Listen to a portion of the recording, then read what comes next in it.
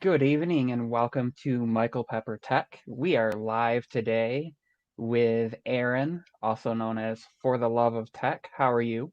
I am good. How are you doing, Michael? Excellent. This is one of my favorite things to do, going live and interviewing people or talking to people. And I started this last year and then I decided to take a break over the holidays because, trying to get people in, it's super busy. People are busy. And then amongst that, all the other BAP stuff that was going on that got hmm worse all of a sudden. And Yeah.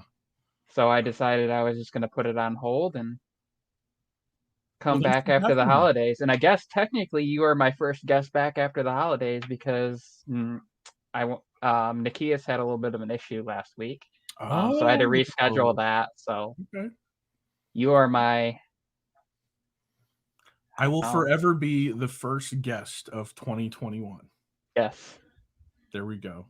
Epic, legendary, iconic. 2021 for the love of tech. And we can't have I feel like I can't ever have an episode of this without either me or my guest having a tech woe coming up to it. It's either I'm trying to figure out something last minute or our guest is. So thank you for being here. Yeah, I did not anticipate the gear that I use every single day to do video calls. Like literally every day, I use this setup to do video calls and even record. I was recording this morning that it would just not work. I don't know if what the deal is, but I'm glad that I had a backup. So we're using the old school webcam, and it looks fine. So hopefully the audio sounds good and there's I no mean, problems. I started my channel with I was using the good old C920 for like the first, I don't know, few months of whenever I would go live, and then I decided that it just wasn't enough. I wanted that beautiful, bokeh, that lovely, and I wanted options. And I figured, and something that I could just, in the same method that I go live, I can sit down instead of going live, I can just hit record in OBS Mhm. and do the face, talking head stuff. And it's nice to be able to have those options. And I don't know, there's just something a little bit different about it. And, um, but I always love your background.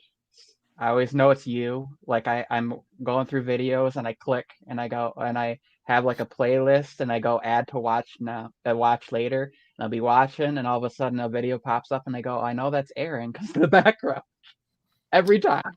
I have had the same background for a while now. I started off with the tree of life in my dining room, and that was probably my favorite background I ever had. It was a painting that we bought when we were in Hawaii when we got married. Funny story about people who have watched For the Love of Tech for a while or from the beginning. But if you go back far enough, you will actually see that I used to record in front of a giant vagina. And if you go and look at those videos, we bought this painting on what's called speculation. Like, here is the idea, here's the artist. We don't have a painting to show you, but will you buy it? Which is basically pre funding the painting before you even see it. And we said, sure, this is our wedding. We're getting married. We're in Hawaii. Let's buy it. And so, buy the painting, months go by, 6 months go by. I finally get an email, and it's from the guy who sold it to us in Hawaii, and he worked for the gallery. And I open up the picture, and it's a tree with a giant vagina in the middle, hence the tree of life, because it gives life. And so I was like, I wonder how long I'm going to record in front of the tree of life before anybody ever notices or comments what exactly it is. So Have you ever seen Everybody Loves Raymond? not a lot, just an episode here or there. Okay, because there is a great episode where his mom, Marie, takes like a sculpture class and she hmm gifts him with this sculpture and essentially it looks like a female parts. And it's like, okay then, not exactly something you want to get from like your 65-year-old mother, but No, no. So that was my original background, the Tree of Life, and I've since graduated to a little room in my house. So Well, how long have you been doing this then? the iPhone 10, Okay. 2017, late 2017, if I recall, October. If I'm incorrect, head down to the comments. Let us know what year it really was, but I think it was October, November of 2017, and then I launched into 2018 with the full channel. So I started with the iPhone 10. It was one of my first videos I ever did, and I actually uploaded it to a different channel because I had no clue what I was doing. I didn't understand anything. I just logged into YouTube, hit upload, and then I thought I had so much fun making that first video. And it was me talking for 30 minutes, recording on a Huawei Mate 8, I think. Because in my head, I thought that was like my best audio option I had. So, so that's what it is. I made an unboxing video of a cell phone on a cell phone, my first video ever, and I had so much fun, and I fell in love with the sound of my voice at that moment. And I know that sounds funny, maybe even slightly narcissistic, but I was like, I love listening to myself. And I said, I want to do a little bit more of this. I know some people, it's a little bit of the opposite, but like there's just so much to learn. Like you're never done. Like, so that's how I got started. The iPhone 10 was my gateway. And That I was the actually, phone I used when I first started my channel, shoot all my videos, was the iPhone 10. that was a glorious device. It was the shift from, I guess, the style that we have now back to something different, except all screen, omitting the home button and the fingerprint scanner. So, yeah, the iPhone 10 was like revolutionary, again, right, for smartphones. Yeah, that was the change, from the original iPhone all the way through to like that, the iPhone 7 and well, the iPhone 8 that was an 8 Plus that were released at the same time to, now we have the notch, you Yeah. know. Was there a phone before the iPhone that didn't have a home button? The before the iPhone, well, I would say since when the iPhone 10 came out, that was the same year that the Note 8 came out, so there would have been a previous S phone or Note phone that wouldn't have had the I would think because what was the S6, S7? Mm-hmm. Trying to think which one. Then they stopped doing because they always had the fingerprint scanner below Yeah. the oval shape, and I can't remember which. But I would have to say that before the iPhone 10, technically the Note 8 um, didn't have that either, and they launched Okay. right around the same time. How did that unlock? Do you remember? That was, or it didn't have one on the front. Okay. I think that was still on the back, if I remember correctly. I can't remember what the Note 8 looked like. If I remember correctly, that still had on the back because it also had the where you could do your like your pulse that they were Oh, doing. oh, got it. Yeah, Okay, and so they it did that did. up through like the Yeah, Note. yeah, it had Yeah, it it like was on on the the back right camera. next to the flash. And then the Note Yeah, what a 9, horrible location. that was my first Note. Oh, poor thing. Did you like it? Until okay, so I'm one of the first people that hated when they did the original One UI update Okay. Yeah. because, hey dude, good night. My son. Aw. Love you.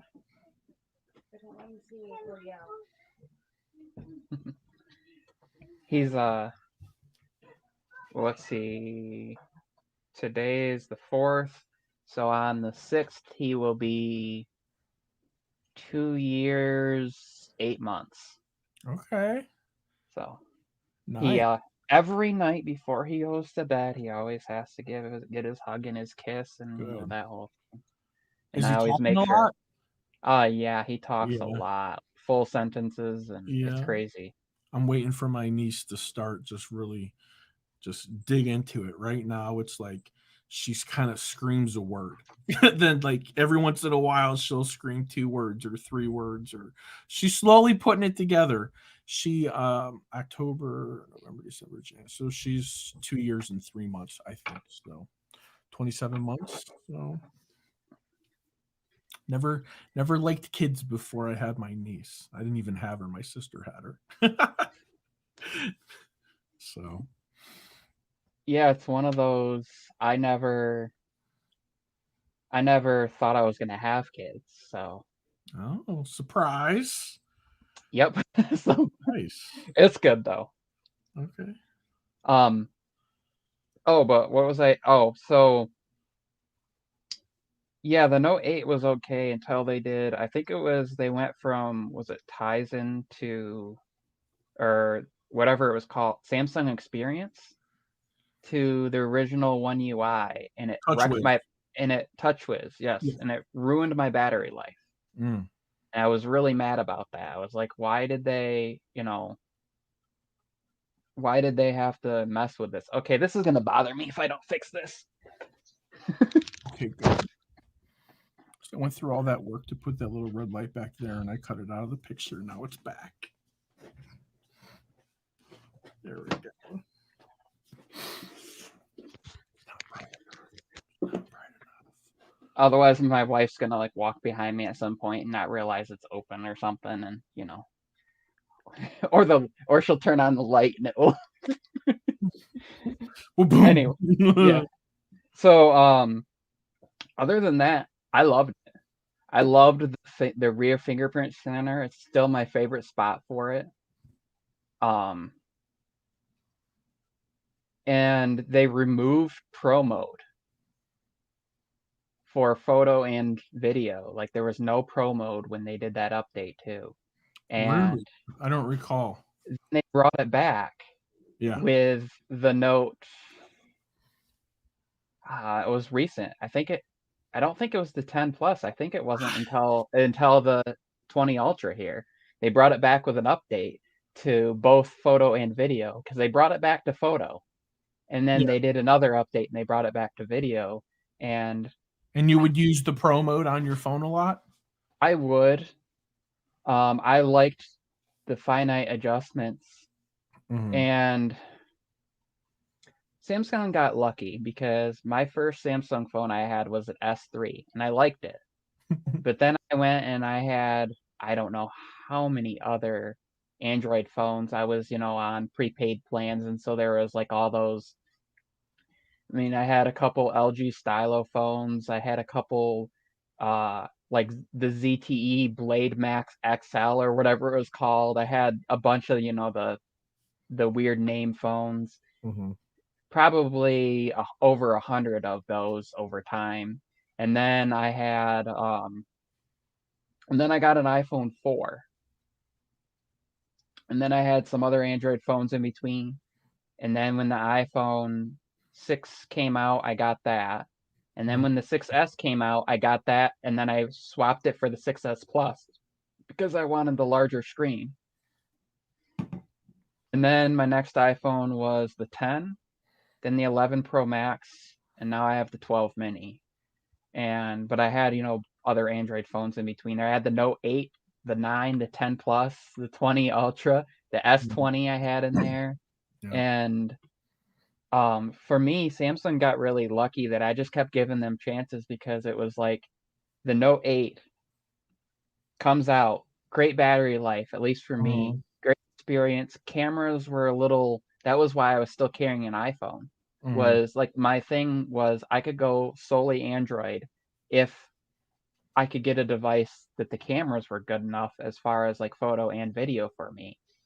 and the Note 8 was really close, and then that update came and they ruined it with the battery life. So then Mm. the Note 9 comes out and we had switched carriers, so I was like, oh, I'll give this a try. And it was great until they did an update and it killed the battery life. The Note 10 Plus came out and that was great. And the only reason I went to the Yeah. 20 Ultra was because I traded my Note 10 Plus for the S20, which was a mistake. Was it But the when Ultra? No, just the base No. S20. And um when the S20 FE came out and I heard what the price was going to be, I went on Facebook Marketplace and sold my S20, and I sold it for the same price the FE was going to come out for because I knew what the price was going to be before they announced it because of all the Mhm. rumors and stuff. So I Yeah. went on there and a guy bought it. Now, in my opinion, he still got a really good deal because the regular S20 had some things that the FE didn't, as far as like the build and some of the Mhm. camera features and some things like that. So still got a really good deal, and he didn't have to pay the taxes. He didn't have to pay carrier fees. He didn't have, he could use it on whatever Yep. carrier. And then I used that towards getting the Note 20 Ultra, and I'm sticking with that. I don't see any need to upgrade for a while or anything. And I know um, you got one of the new S21. You got the S21 Ultra, right? I do, and I just wanted to give a shout out to all the amazing, lovely people in the comments that are trying to school us, and I appreciate it. I just noticed it that they were trying to help us along, Michael. They were trying to Yes, help us. they were. Thank you to Tech for Your Needs, Tech Loving Mama, Apple Yeah, Monster, Miles Tech, thank you, and everyone. the Snowman Camp for all coming through. And I'm pretty fortunate to have a pretty active chat usually when I do this for the most part. Seems to be pretty active. This thumbnail pose. So we'll get into that in a little bit. But first, I did actually prepare questions. What? So yes, I did. I actually came prepared. Believe it or not. No. Um, so what do you do outside of being a content creator? What's your like daily regular job or whatever? So I don't talk about my job often. I try to keep this weird separation between like what I do personally and my YouTube channel. I don't know if that is right or correct or the Okay. wrong way, but usually when I say what I do a couple of different things. People are like, "Ooh," right? Like, "Ooh." um, I own a collection agency where we mainly focus on buying, selling, and managing collection accounts. People don't Okay. usually want to talk about collection accounts. And then I I've have, been at the opposite end of a few of those. So yeah, so have I. So yeah, it's part of life. somebody's got to do it. Not everything goes according to plan. And then I'm also I have a lending company that I'm working a project on with several other people. So that's a lot of fun. So still trying to navigate that and figure everything out. Don't have all the answers, but my other company I've had since like 2008. So that's my ride or die right there. I absolutely promise everyone in the audience, no one looked at their mom and said, I want to be a debt collector when I grow up. I promise. No one ever said that. And somehow I fell into it and I've learned a lot. And I've learned a lot about credit and collections. And I've recently joined Clubhouse and I love it. And I think I'm going to switch up my presentation on Clubhouse and kind of remove my YouTube stuff from it altogether and just focus on being a business owner, an entrepreneur, an investor, because that pretty much describes me from a very, very young age.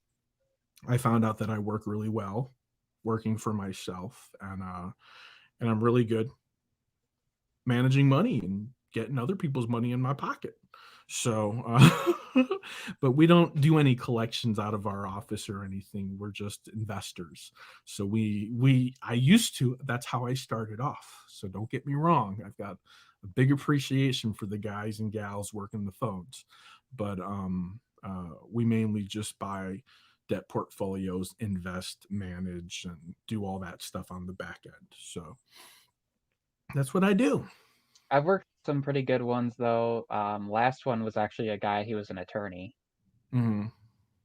and he was he was pretty good, for an attorney. I didn't, there's that whole side of things too. But some of them are nice, some of them not so much. Well, I don't like lawyers. I So, don't think I have any friends that are lawyers, and that's not an accident because I know them all too well. And if you're a lawyer, namaste. Like maybe I'll hire you one day and you'll defend me. But for the most part, you know, they just lie for a living. I mean, they lie for a living. They really do. some of them. I'm just gonna say it. Like I said, if you're a lawyer, maybe you'll defend me or protect me or write a contract for me one day, and that'll be great. But my opinion of lawyers is very low. Like you go to all that Yeah. schooling to be a paper pushing bully, but some are great. Mhm. That's what was my original plan, was I was going to be an attorney. Me too. Me too. How awesome. Until I was like, yeah, no thanks. The Yeah. system is wrecked. I would rather try to fix it than work in it as it's messed up. And then things went awry with that direction, where all the programs that essentially all the funding for any justice related program was pretty much stripped from around 2008 to 2010, Mm-hmm. because there was an overload in police officers and an overload in people going into the criminal justice. So essentially all that funding went away, and I went, oh, I guess I can't afford it. I'll go somewhere else. And Mm-hmm. I ended up in photography, hence my love of using cameras and video and Is product that what shots and your all that your stuff. your profession is outside of My YouTube profession channel? outside of Facebook, or a Facebook, my profession outside of YouTube is um basically I'm a stay-at-home dad. Oh, that's lovely. My wife is a nanny. That's what I do for now. Due to I was a I worked at a local grocery store, and then I was let go from there.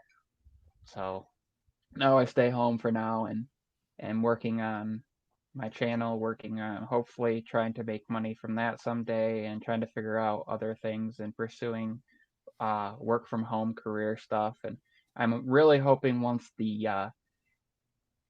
things kind of clear back up and as the weather gets nicer again, I do want to get into my photography, and my goal is to actually start. I would love to do a like low cost family photo, because there are so many people that want family photos taken, but it's can be really expensive. You can be. And I Yeah. don't want to undercut people, because that's like a huge no-no. Like you don't want, but at the same time, I want to do something where I know I can help people. I mean, my channel literally, I started my channel because I wanted to help people. And I started doing these lives because I wanted to help people. Like, either you're on here as a creator and people don't know who you are, so it brings Nobody views knows to who I you, am. So the fact or that you like invited you're me is so providing great. advice and people see that advice and are helped. I did a fundraiser when I first started my channel. I didn't raise much. It was like $75. But I was able to help a friend of mine who was homeless at the time. So like sent I ended up sending it to him as an Amazon, and he had some people he was staying with, so he could just order clothes, or because he needed some new clothes, and have that sent Mhm. to him. And because he literally was living on the street and had like nobody would.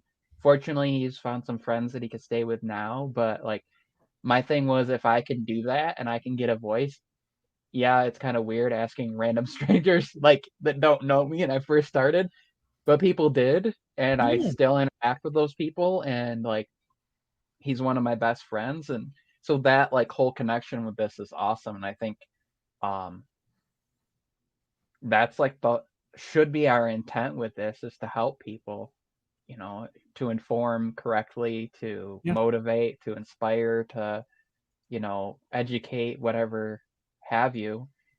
So I guess my next question was in here was why did you become a content creator? Oh no.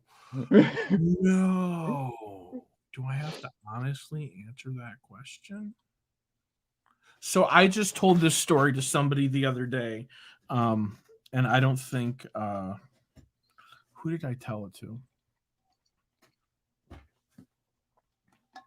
I forgot. So I love YouTube. I love watching YouTube. I don't know what it was. I don't know what it is, even to this day. I love content that is produced by people, people that create things. And so coming off of 2017 into 2018, um, I had a really good year, and I was like, I wanna buy a YouTube channel. So what I did is I started emailing creators that I liked, and I was like, I want to buy into your channel. I want to invest. I want to give you. I have no idea what I'm doing, and people probably thought I was a big giant scam. I look back at it at some of the messages I sent people. I'm like, oh, I'm a total scam. Like no one's gonna reply to this. It's so stupid. So I originally was looking to get into the business of YouTube, coming to find out that it's different than other businesses that I'm accustomed to. So I got the iPhone 10 and I said, I'm going to do an unboxing and I'm just going to start my channel by myself. And that's what it's going to do. And you know what? Like, I look at it, and I did everything wrong in the beginning. Um, I walked in, I spent a ridiculous amount of money on gear. I didn't have the audience, I didn't have the views, I didn't have people that wanted to watch my channel. Um, and and that's why I started my YouTube channel, because I wanted to be part of YouTube. I loved it so much, and that's what happened.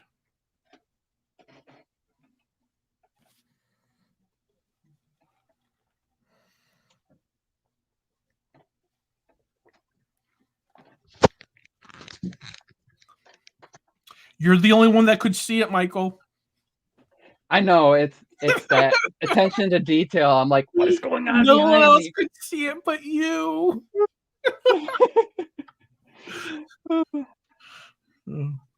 So the next question, I actually kind of borrowed this. Well, I had this question in mind for a while, but I kind of the reason for asking this question I will tell you after I ask it. Dun dun dun. Why should someone subscribe to you? You know, the only reason somebody would subscribe to me is because they enjoy the content that I'm delivering them. I am always trying to think about what my viewers would like to watch. In addition to that, I'm always thinking about what content I would want to watch and the creator that I want to become, because I'm not where I want to be, and I know that there's a lot of growing. So the best reason is if you want to come along for the ride and watch this transformation into something. I don't know what it is, but I'm transforming into something, and it's either going to be beautiful or a disaster. Either way, you want a front row seat for it. Good answer. So I was watching, I don't know if you saw at all, Viper did a stream where he had all these different ones. He had like 9 other people on, and he asked them that question. and none of them answered with like why their channel provides a benefit to the viewer. It was all about them. And I was like, so now I'm going to ask that question every time I have somebody on to see how they answer, because it will be either they will give a great answer like you did, Mm, or they'll give an answer that's kind of all about them, and I can go and say, no, you need to rethink that. Like, you need to think about, like, so for me, like I said, the reason somebody would subscribe to me is because they enjoy what I provide, and they enjoy how I look at things and analyze things, but give that back to them in a simple way. Because, some channels are really complex. yeah. So I try to educate in a way that explains things in somewhat layman's terms and provides value to my viewer in that aspect. And it's not just, how did I put it? I actually wrote something. Hold on. I'm going to pull this up. This was funny. I'm sitting in the car and I'm riding in the car and I go, this comes to mind. And it sounded so great. And where did I put, I know I wrote, oh, I wrote this as an intro and I'm going to use it in my next video. Hello, my name is Michael Pepper, and if you want to learn about tech, not just the specs, hit that subscribe button down below. And like the rhyming in there, and I was like, that is brilliant. Like, because everybody always, like, the number one thing that I feel like people do, and you probably seen this, is it's like, I'm going to read you the specs list. I can go on Apple's website and look Not at the not specs list. only do I see people do it, I do it. And then I watch my video and I'm like, why did I do that? Like anybody can go to a website and they can read the specs. So like the only thing I have to offer when doing that is giving my opinion about it one way or the other, or sharing something that I think maybe you didn't think about because it's not on your brain. And unfortunately, sometimes I go to bed thinking about phones and I wake up thinking about phones. And so, like, some people don't put as much thought into these things like someone like you or myself do. So I think like there's value in sharing your opinion or your perception of something, not just always like the spec sheet, anybody can read that. But like the real value is, what do you think? What's your experience? And the question I like to say in my channel a lot, um, who needs this? Who is this for? Who's that person? Uh, a lot Yeah, of this stuff, I don't know.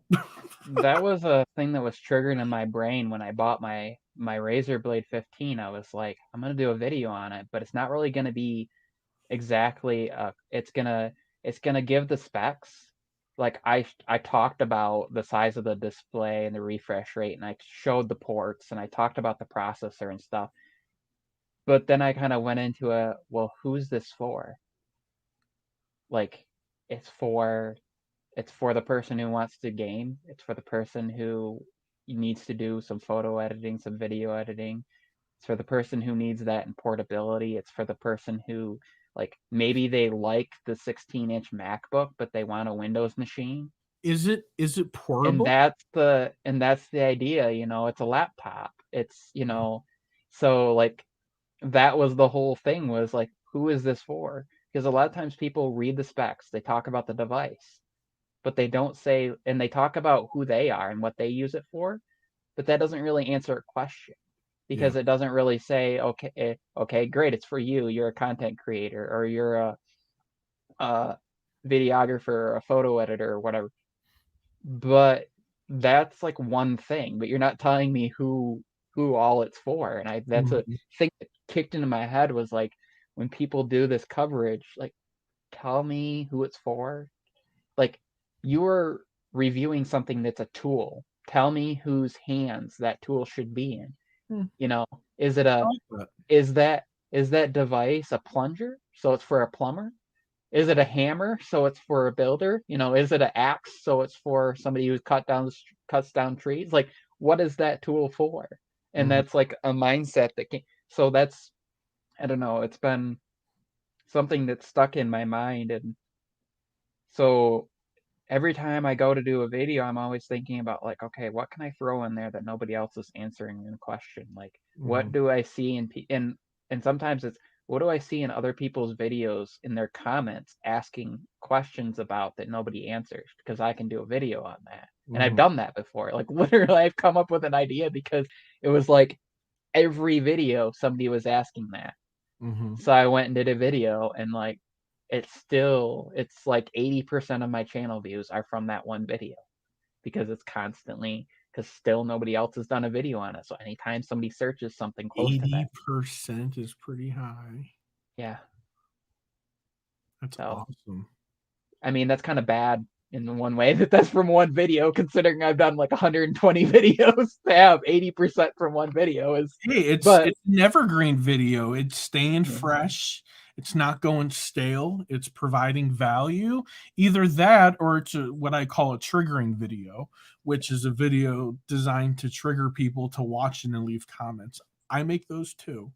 Um, but usually in my trigger videos, people accuse me of things I'm not trying to trigger them into. But That's always the case. emotions one way or the other, you know. It's like it's the emotions. It's either people remember how a video made them feel, and a lot of times unfortunately in YouTube, um the negative, not so positive feelings, perceptions, or unpopular gets more attention than the popular or the more widely accepted. So it's like finding that happy place where you can be true to yourself and still make a compelling video that people want to watch. So that's always the goal, you know, not always to trigger somebody, but you know, I always laugh at the trigger videos because everyone I've ever made, I call them trigger videos, they've worked. It's like you throw the bait, the trolls come and take it every time. It's like it's like clockwork. And I understand why some channels that aren't tech channels, like the drama channels, the tea channels, the gossip channels, why they're so popular and why they get so many views. I watch them. Do you watch any of the commentary channels? Um, So not very many. There's actually one channel I watch, and it's actually because she originally started in the tech space and then she moved into she's a former attorney, the Emily D. Baker. She does all like the stuff on like the lawsuits where like I you don't like. have, where they're suing each other or whatever, and it's all like the drama behind it. Yeah, But she's grown so fast. Like it was only like a few months ago that she hit 1,000, and now she's up to like where's she at here? I'm gonna look actually. But she does a lot of live streams, and then she does commentary on on these cases and stuff. And it's like that's the idea of yeah, she's got 84,000 subscribers now. good for her. And that's so if you find like that niche and you find that but there's a lot of emotion behind it and there's a lot of like and that's what she's good at and she has the background she was and like she worked in that field so she has Yeah, the expertise to talk about it and not get into trouble and to be trusted in it and it's like somebody told me recently like I should do camera stuff because like whenever I talk about photography in my videos, those are the ones that do the best. And he's like, I would learn from you. He's like, I would do it, but I don't have the expertise in it, so you should do it. And yes, there are people that do, but what I found is not to bash anybody, but there's a lot of channels that do camera videos that are people that aren't really educated in it. So like their knowledge in it is from like doing it, but they wouldn't, they're not really fully educated and they don't really understand like the terminology or actually how it works. And I'm so one of it's those like, people. I'm and one of so those like for me, I people. could say, well, this is why you need. So I'm actually planning to start this week with how I started my channel. And I'm going to Mhm. talk about starting from using a smartphone and what you can do and how I use it and how I shoot with it and how I use it as a webcam. And those are going to be all separate videos. And then I'm going to go into The next will be why did I step up to the A6100, and why would you, like, who should Mm-hmm. go beyond the smartphone? Who should go to the, and like, okay, now, and there's the things of like, okay, these are partly the reason why, extra lenses, things you can't, yeah, you can buy moment lenses and you can do things, but like those aspects. And but also explaining, okay, you you can start with using your smartphone, and that will help you learn light, because you have to have good light because that small sensor. And then once you learn that, now you can step into, a mirrorless camera where it gives you more control over things. And well, why would you want to use that? Because you can control depth of field. You can do So you in can do you can do camera, focus shifting. You can do, like, so I want to go into the aspect of things that I don't really see anybody talking about.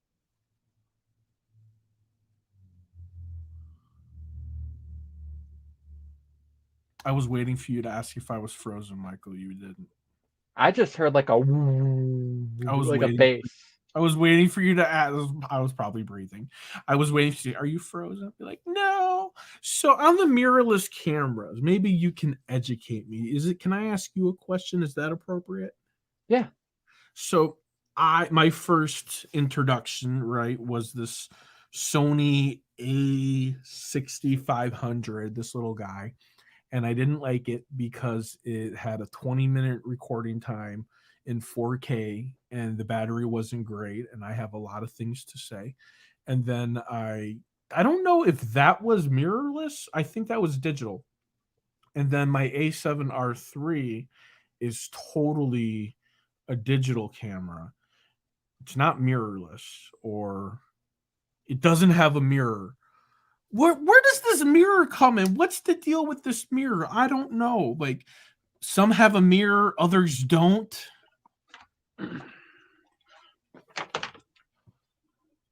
This was my first digital camera. This is a Nikon D5000. Okay. Is there a mirror in it? Don't break it. I don't want you to break it. You see that? Is that a mirror? It's a mirror. So what happens is the light comes in, Okay. and it bounces off a mirror Okay. onto the sensor. But it also helps. But I can also, because of how that works, it actually. So what happens is there's a mirror there, and that bounces the light up so I can see through. And then there is the shutter. Well, this one, the shutter's on the, you have your Yeah. shutter in there, and that opens and closes to let the light in and Okay. expose and all that. So it's reflecting the light. Oh gosh. So that's mirrored. So a mirrorless would be like a digital one, like I have, no mirror because it's all digital. There's like an optical eyeball in there or something, right? Okay, so as far as from what I understand is the difference is essentially the light's coming straight through and right onto the sensor. Okay. So that's why you'll see they'll have like it will have an optical viewfinder instead of a physical, where the light's bouncing up and actually like a, or what's referred to as like a, I don't know if you've ever heard of the term of a rangefinder. Nope. Okay, so back in the day when you had film, you actually had rangefinder cameras where essentially you'd look through and you weren't actually looking through the lens, you were looking through above, and you could use that to kind of pinpoint, but you had to understand that your lens was below. Or an optical viewfinder is similar to that, but you're actually looking through the lens. So you're seeing what your lens is seeing. Where with mirrorless, like mine, for example, the flip up viewfinder is showing what the lens is seeing. So when I take off the lens and it goes all white, it's because it's actually showing what. And you'll see some of these will Mm. have a digital viewfinder where it slides on the top, so Okay. you can look through your, with your eye and see that down through. Or mine has right behind. I have the A6100, has a digital viewfinder, Yeah. so it's It looks actually like you're doing looking this. at a little It's TV inside, right? essentially doing the same thing that the screen on the back is doing, just at Uh, well, the 6100 is kind of an awful resolution when it comes to that. To Um, 6500? the 6100 that I Oh, have is kind of 61. a. I don't like to use that. It's okay. Like if there's a lot of sun and you're trying to, defeat the glare from the back, it's okay, but it's not very crisp. So like I wouldn't judge detail of an image looking at that or anything. I would judge it by the back over that. So your your A7, you got the A7R, you said, Yeah. would The 3, be the A7R3. so that's is that full frame? It is. So they're both, it's still a mirrorless. Okay.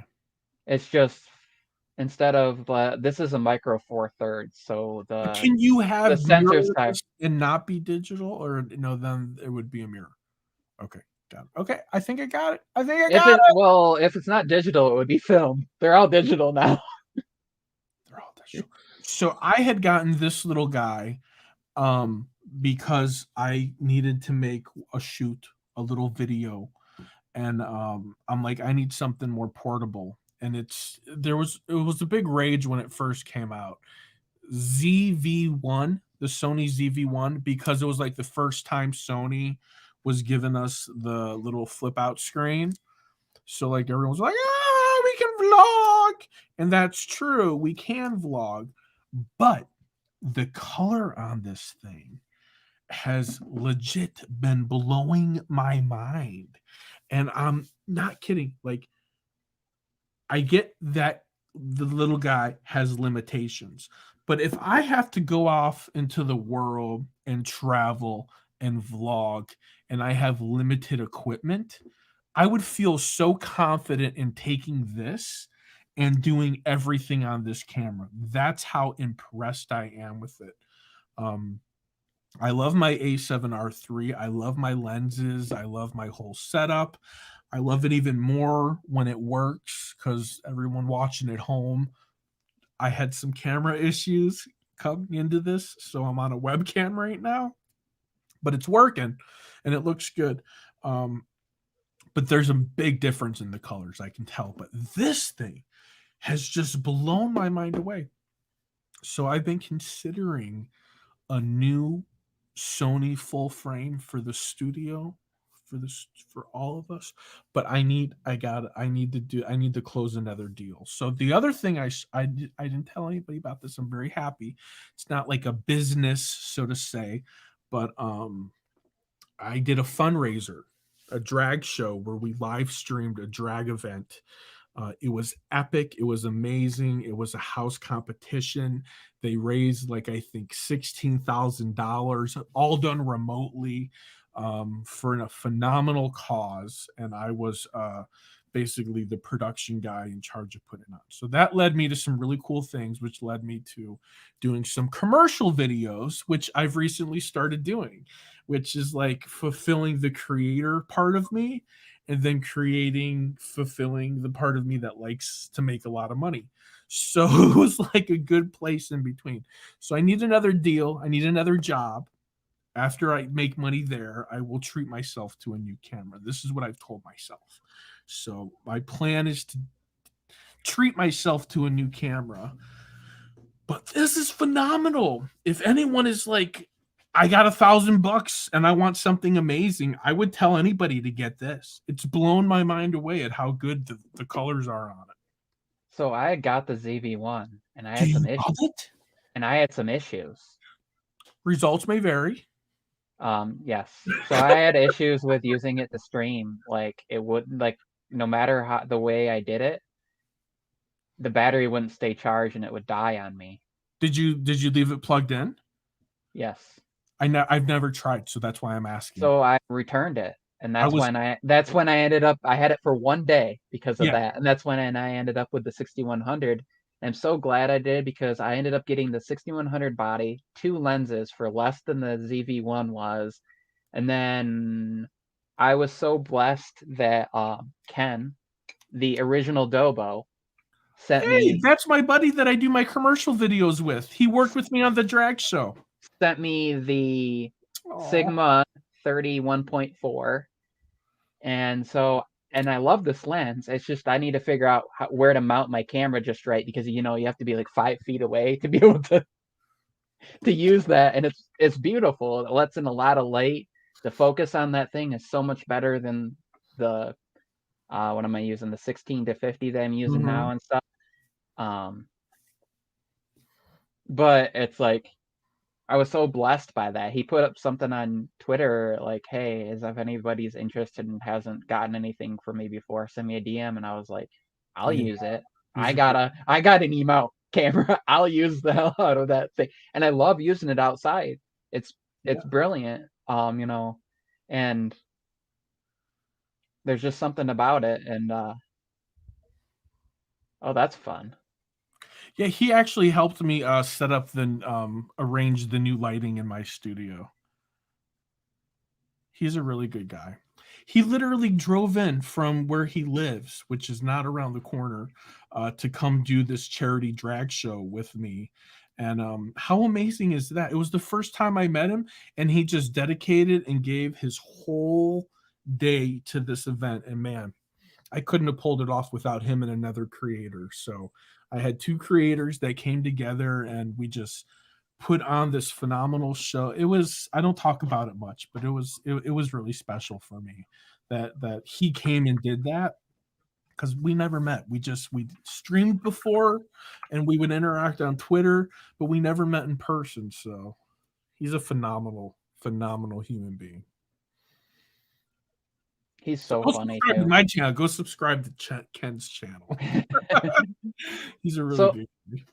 so next question. If you could work with anyone, who would you choose and why? You mean like a creator?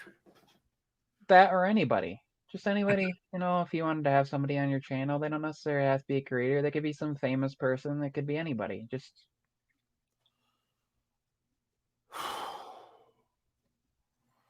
I have nobody. I know, isn't that bad? There is nobody. Um, it sounds so mm. bad. You That's know, okay. I'm weird. I don't look I'm at people like, oh, I want to work with you, and that's probably part of the problem and why I'm such a loner. Um, and when you asked me to do this, I was like, I've never been asked to do anything before. I was so excited, so excited. Um, if I could think and have a moment to look at my brain and actually examine um, and think about it, I probably would think if I could work with someone on any level on anything.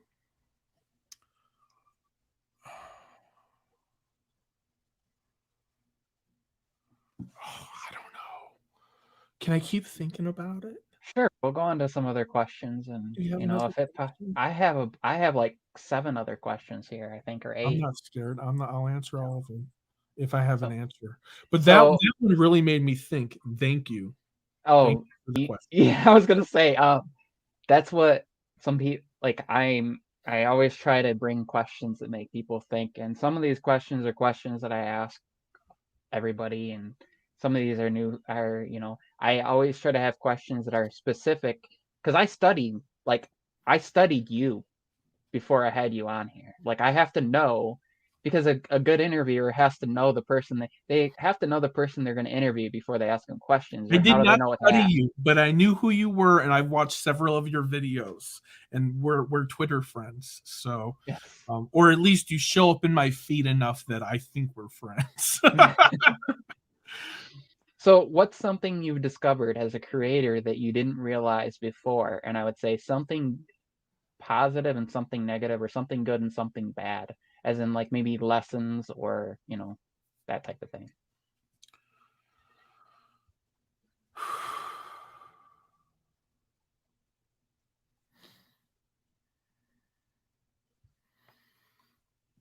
As a creator, um, I discovered how introverted I really am.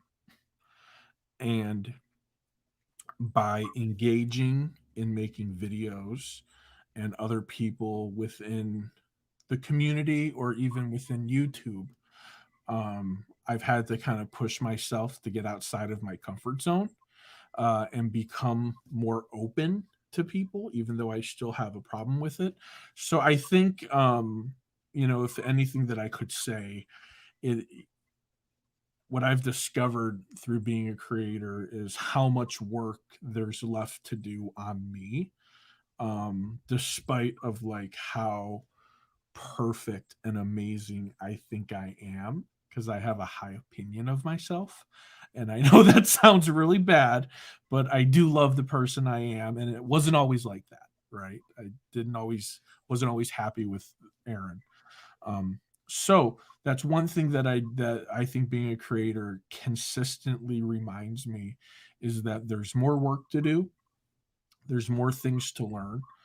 um One thing, if that's like internal, right, realization, actualization type of stuff, but if we flip it and I talk about more technical, right, is,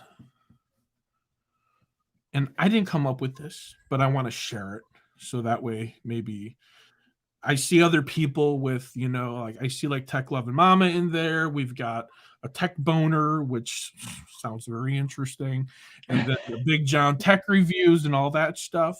So, like, I feel like we've got a little audience of creators here. So, if you don't know, right, you can watch a video that looks bad but sounds good, but you can't watch a video that looks good and sounds bad.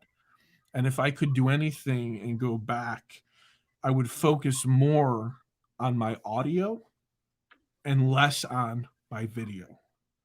I would focus more on learning about XLR cables, microphones, boom mics, different positions, different settings, learning how to edit audio only, right? Because that's kind of the path I'm on right now. Um, I like my audio to sound good all the time. Uh, and it's something that I've learned that I know nothing about. So it's kind of like two sides to it. Like, what did Aron learn internally about himself? And technically, I would say, audio, audio, audio. You can't watch somebody that sounds bad. You don't want to watch that video. You don't want to That, watch that movie. You want to change the channel. Oh, that sounds horrible. But if it looks okay but sounds amazing, like, it's totally consumable. that's very true. I've clicked onto big channels and been like, what is off with their audio, and had to like leave because like I was using my nice fancy in-ear monitors that I got from Periodic Audio, and like those pick up everything, and it was like I was constantly hearing like a screech, and I was like, I can't even watch this Well, because like Screech. oh yes, he passed away. That was such a sad thing. That was an unintentional like I like unintentional reference there. You ever see his video? No, Oh, well. I have heard he got into the adult industry after he was on. I don't know. It's like fully fledged adult industry. Maybe, I don't know, but there's some clips. Yeah, You're excited and you gotta Google. It's like, Screech, what are you doing? But yeah, it was sad. Like, um, I'm sorry, I digress. he This is was only your show, not mine. 44 years old. Yeah, he was young. So we're gonna get into some tech here. We're gonna get, away from the non-serious into the fun stuff now. We got to know you a little bit. I mean, you know, there's always more there. I mean, but um so what do you think about the S21 series so far? Like what do you think about um I would say more as a whole. So we'll start with Um, I guess you can look at the S21 and the S21 Plus. Well, no, because the 21 Plus has the glass back and some other thing. But for the most part, those are kind of a similar device. So, um, I'll just let you go from here, I guess. Give me your thoughts. Let's digest this together. So I never answer any question directly, and I apologize in advance. I got COVID, and it was a thing, and it sucked. But my first thought when I got COVID was, I need an Apple Watch because it's going to save my life, watch my heart rate, and my blood oxygen level. This is what I thought. I need the watch to save my life. So I had switched over to Apple Everything. So for work, iPhone, for personal, iPhone, and it's been beautiful. I don't know why I didn't do this sooner. I feel silly. Um, but I got a tech channel. I got to do the things. I know what my viewers want, and they want the S20. My viewers want the S20 Ultra. I know this about them. So I got me the S20 Ultra. It has been one of the most smoothest and enjoyable Samsung experiences ever. Even the new One UI update, I don't know if you've experienced it or what your feelings are on it, but they've made some changes that were just subtle enough for me to help me feel like I'm having a new experience. And I think that is one of the things I love the most about technology is I like having a new experience with the device. One of the most boringest things about the iPhone is you're getting a very consistent experience over and over and over, right? Rinse, repeat, iOS, iOS, iOS. It's not exciting. The most exciting thing about Android is there's, for me, so many different devices that there's so many new experiences to have. And the Note series in my life is always the least used device that I purchase every year. The timing of when it comes out and when it's released with all the other smartphones always leaves the Note severely neglected. And I feel like I just waste the money and the potential on it. But the S21, the Ultra, because that's what I have, um, has just been a phenomenal experience. It's smooth, it's snappy, the screen is big, but it doesn't feel as wide as the Note. And I like that. Yeah, But I Note is definitely a wide boy. it's a monster. And it is a crazy powerhouse of a device. And I think this is probably the best looking Note ever. My opinion. I think this is one of the best looking Notes they've ever made. But this S21 Ultra, I've fallen in love with. And I go out of my way to use my S21 Ultra more than I use my iPhone because I want to do things on it. I want to experience it.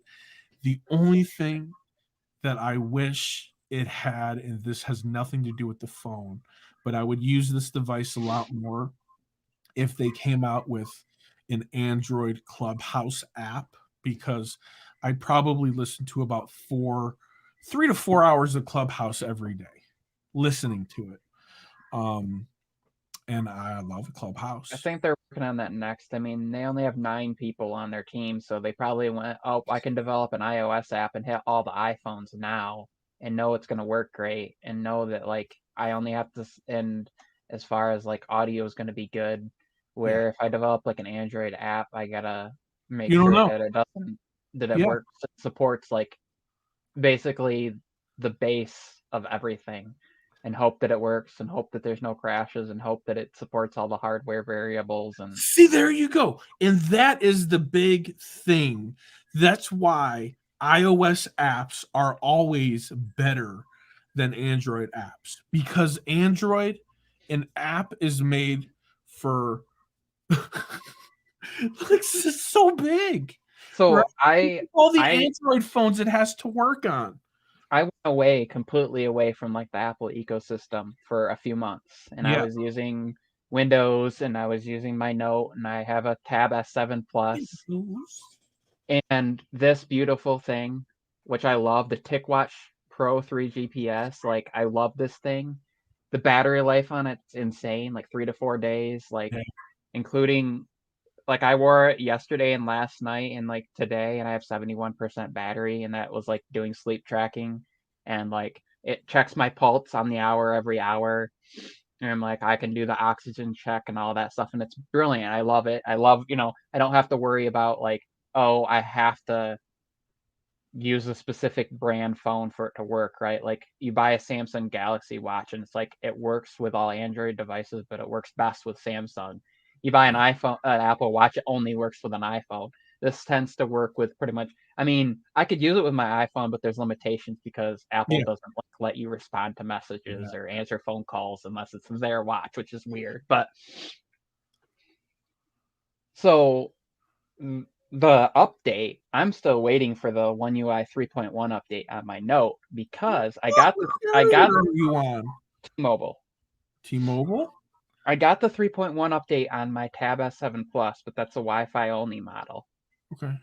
It finally fixed Twitter. Twitter doesn't open this way now. It actually opens like in landscape mode on it. Yeah. And they brought the second screen function where you can use it as a second monitor with any Windows computer, kind of like how Apple has Sidecar with the iPad. Yeah. And I'm waiting for the One UI 3.1 update on my Note because that brings a continuity function where like if you're doing something on your tab and you go to like the recent apps thing, where you swipe up or whatever, it will show the apps between the two. So like I can go from my tablet to my phone to my tablet. Ooh, I But I don't gotta know wait for that that. update. So they're doing all these things that like Okay. finally they're doing all the things that I've been waiting for them to do so that like they're matching and compared to like an iPad. But here's my issue: no LumaFusion, and apps on Android tablets are still large version of phone apps for the most part. Like there's still all that wasted space. Like give me like stretch it out. Don't have it be like Twitter. You open it and it's like this thing in the middle. Yeah. Like so, what I usually do. I don't have my tablet near me. It's on the charger, but I usually do the split screen thing. So I'll have like YouTube open on one side and Twitter just open in like a narrow 1/3 of the screen on the right side, and I'll be watching YouTube like taking up 2/3 of the screen and scrolling through Twitter and clicking on people's links and having it open and doing all that stuff. The one thing that I wish they would do, because Android did this in the past and they did it really well, was why they didn't put NFC on that tablet so that I could be like watching something on my phone. I want to be able to watch something on my Android phone and tap it to the tablet and have it switch over. Like Mm, that's what I would love to be able to do, just have it switch over. But here's another crazy cool thing that you can already do. So how the tablet um, is seen in Windows is as like a wireless or like Wi-Fi direct display. yeah. So if I go on my Note 20 Ultra and press and hold on DeX, you know how you can do the wireless DeX? My tablet shows up. So I can use my tablet as the screen for wireless DeX from my phone. And some people are like, well, why don't you just use DeX on the tablet? Here's why. My tablet's Wi-Fi only. Yes, I could use my Note as a hotspot when I'm out and about. But by doing it that way, I'm using the data from my Note, which I have unlimited data, but I have like a 20 gig hotspot cap, Yeah. and it's using the regular data, and then it's whatever on my phone. So I love that option. It's just a brilliant thing. Now, essentially, my tablet can either act as a second screen for my laptop, it can act as a display for DeX from my phone. The other thing with that is I could hardwire, like, let's say I'm somewhere where there's a regular TV at a hotel, I could Mhm. hardwire my tablet. I could bring my dongle here and connect my tablet up to the TV, and I could use wired DeX through that. But if I wanted to go wireless, I could just have my tablet in mirrored mode and then do the DeX from my phone and Yeah. essentially be casting it through that. So it's like the options they give you are brilliant. There's a little bit of a delay with it right now, but it's the first iteration of them making that all work together. And I imagine when this gets the 3.1 update, that will be even more smooth. And I just like Dex is awesome to me. One time, um, I had some issues with things that were going on, like my camera wasn't wanting to work right. My computer kept before I got my MacBook. My computer, I was having issues with figuring out Windows again because it had been a bit. So I just took this and hooked it up to my monitor and put it in front on my tripod. And my keyboard and mouse I ran through my monitor through the USB ports on the back. Yeah. Plug into the USB-C, go into Dex mode, have the camera like this, use this as the camera, and since my microphone from this could be plugged into the back of my monitor, everything went through and I was using Dex to live stream. You've done that. I have. Now I wouldn't want to do it for very long because it gets a little warm. Yeah. Like if you were going to be on here for like 3 hours, I wouldn't do that. So what is so like I told you what I think about the S21 series. The thing that bothers me slightly is that it's S Pen compatible. That bothers me because I feel like the S Pen was always reserved for the Note. But now they've brought S Pen support to the S21 Ultra, and I plan on making a video about using my S Pen from my Note on my S21 Ultra and all the things that I find out and the experience. But I don't know. I My feel like thought the S Pen belongs on the Note. So my thought on that is like, so you have a couple issues. One, you have to have a funky case where that pen can like slide in to be stored, or you're gonna have to carry 20 of them because you're gonna lose it it's gonna be in your pocket. You're gonna lose it somewhere. At least with the tab, it like magnetically attaches. Or yeah. I have a case that has like a bump out in it, and it just goes over that part. Or with the So, Note where it has a home. or you have the, or you have the you have the spot. It has a home. You have the female part, where the male part, you know, you have that part. You have the receiving end of it. What kind of show is this? You have the sheath. Vaginas, You have some the sheath. parts. You have the Oh, sheath baby, for it. this. You have somewhere to keep it, and some people are like, well, that's why the battery's not as big. Um, it's still plenty of battery. Like Yeah. I would okay, drop 200 milliamps out of that battery and put an S Pen in there. It will be fine. Like you can make it work. I'm not going to lose it. It's going to charge. Because my question is going to be, how are they going to charge the S Pen Pro that's supposed to come out later this year? How are they going to charge that thing? Like like what are they going to do? Because that's going to be the one that has um, the Bluetooth functions. So like the regular S Pen just works as uh, just works almost like your finger does. And then the S Pen Plus, I guess, or Pro. The S Pen Pro is supposed to have the added Bluetooth remote features.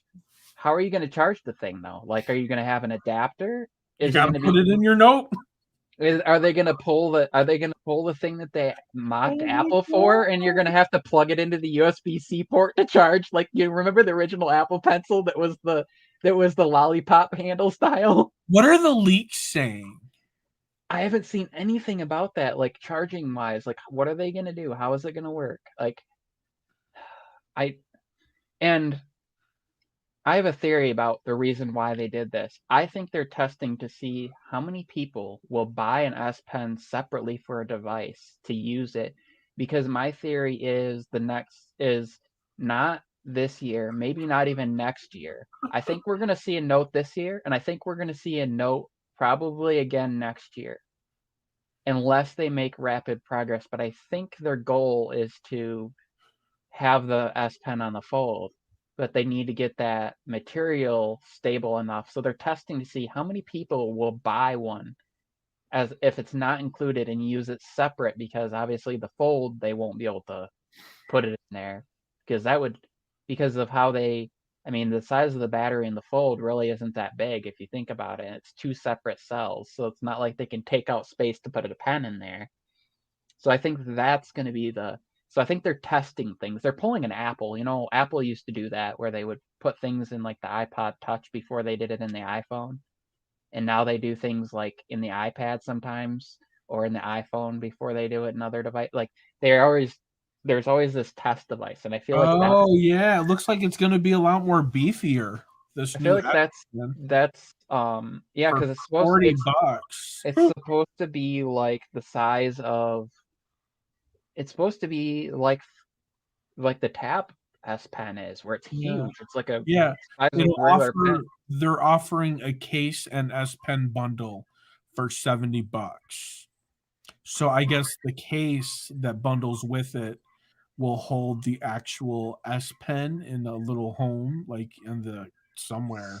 So people are gonna be like, oh, I don't want to wait and I want to see how the S Pen works. So they're gonna buy the regular S Pen like now because they don't know when this Pro model is gonna come out, and then they expect like people to buy it one again. So they're gonna be shelling out like a pretty good amount of money. So BLE, that's where it'll charge, right? Is that what that means? The BLE? oh, the Bluetooth low, yeah, Yeah, that means it's very efficient. It's the low energy, yeah. yeah. Oh my gosh. Do not disturb.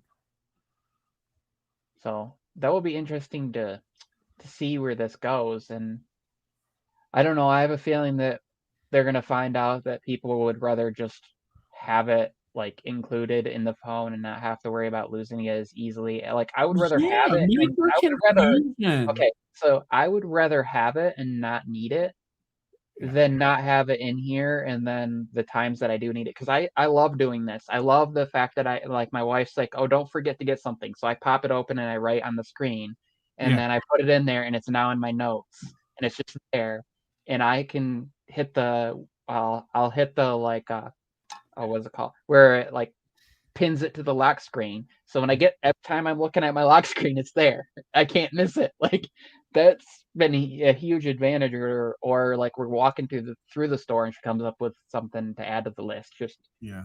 being able to. I don't really use the camera functions. I should, because that's brilliant. The idea, like put it on a tripod and just click. You have. Yeah, when I And would use my note to record slow mos on drop tests, I would use. Yeah, it's and awesome. I always got the Note because I felt like the Note always had additional features that the S line didn't. Not Like no they more. always, and What's left? they kind of um what was there was something with the, oh, they fixed the focus issues with the Note 20 Ultra that the S20 Ultra had. Let me They just. added the they I added the sensor and fixed some laser things. autofocus. I got more views off of that boo boo autofocus than any other anything I've ever done. Like going back through the channel of 2020, I got so many views on the S20 Ultra because of all of the issues. That was such a beta fun. So I was watching a live stream the other day, and people were saying, and people are agree. They said they feel like at least up until recently, and even last year, and we'll see this year, um, that the S line for Samsung was always like their test devices, and the Note was always actually what they wanted it to be. And when they fixed things like 6 months later, because they put out the S line, it's usually like there's, well, since the was the S8 line, or the S was the first to have, or was that the S before that? I'm trying to think of which the first. They had multiple devices in the S line. So the S8, right? The S8 and the S8 Plus, or did the S7 have? I can't remember. I can't Hmm. remember the S7. Anyways, Oh, but I had an S7 Edge that had the yeah, radio little edge to it. I do But that a as lot. far as like a regular and a plus model, so they're offering devices at different price points with different features and things. And then when the Note came out, it was like, okay, we kind of saw what people were using and what wasn't working well, and now we fixed that with hardware and our software because we are releasing another phone 6 months later.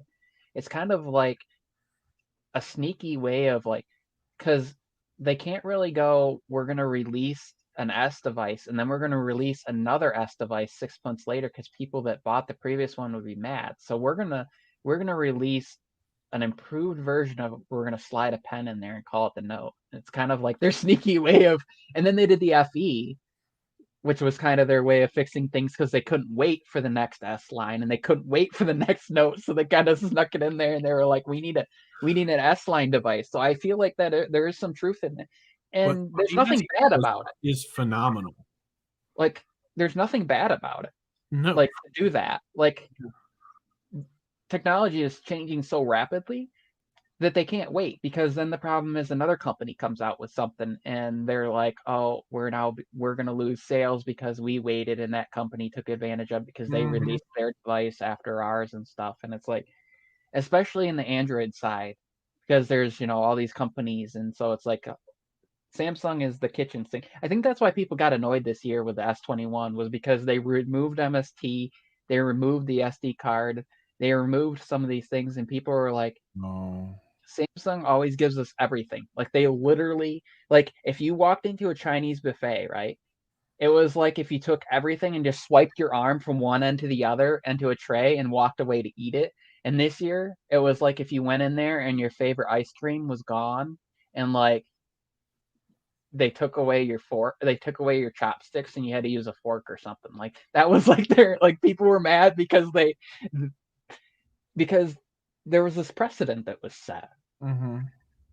You can't do that. Apple can do that. Apple can get away with removing things because they've always kind of been we'll remove something and then we'll give you the solution for it. But they're also the only company that sells an iPhone.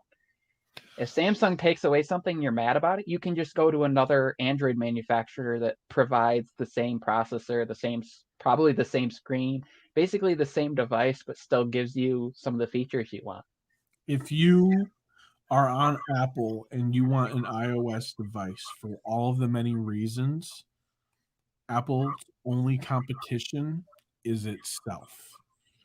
They don't have to compete against 5, 10 different other manufacturers or anything like that. You want iOS? You're getting an iPhone. They don't care which one. I mean, the whole reason I went with the Note 20 Plus when I Uh-huh. did that over, and people complained about the Note 20 being plastic and all that, but Mhm. I didn't really care. You know what? The Yeah. one reason why I went with the Ultra? That Expandable storage. oh, the storage. So I could pay like the the $100 more from the regular Note 20 to the Ultra, Mhm. but that's all I had to pay because I could expand my storage without having to pay the price difference for the extra storage. Yeah. Where if I went with the regular 20, I would have ended up paying for extra storage, which would have basically put me at like the same cost as the Ultra. So I was like, I'll just get the Ultra because it has the better back, the better, some of the other things that were improved, larger display and higher Mhm. resolution display and some of this stuff. And I don't know, it will be.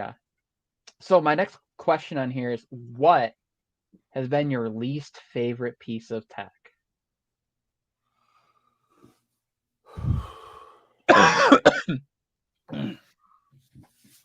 This is easy.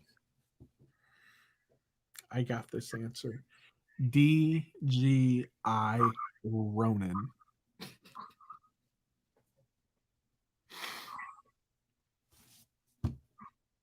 What didn't you like about it?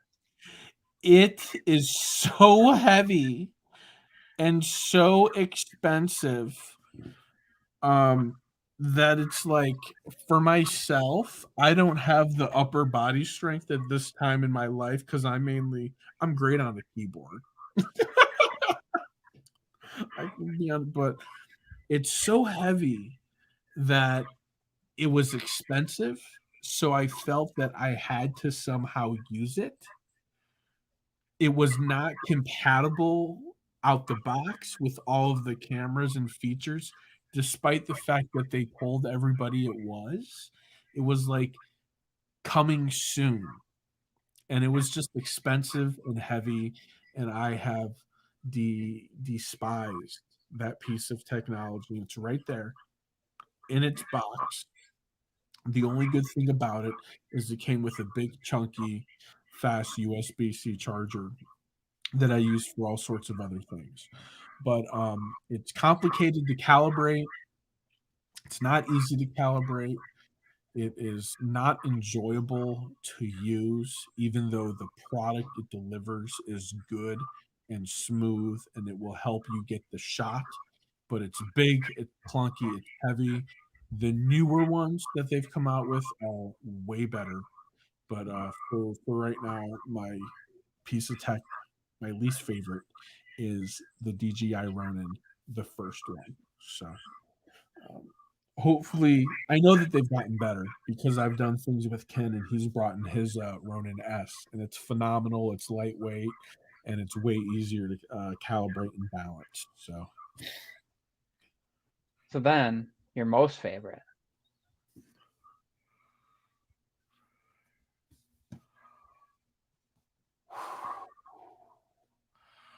this is going to be weird because it's my most favorite, but I'm currently not using it. But that's okay because it doesn't change the way I feel about it. My Galaxy Z Fold 2.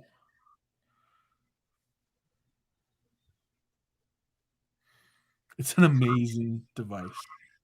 It's epic. It is new. It's innovative. It's the dual screens that give you dual. You can have like three things or four things on the screen at once, and you can do stuff with it. And, for business and spreadsheets and evaluations and charts and graphs, and even beyond creating content. Not the best content creating device, even though they tried to really push it as a content creating device.